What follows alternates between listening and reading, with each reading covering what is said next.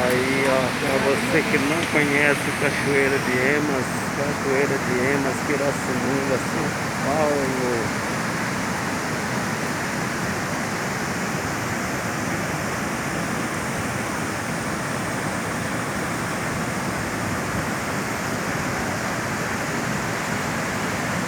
Venha conhecer Pirassununga, viajante solitário. Se inscreva no canal, deixe seu like e ative as notificações.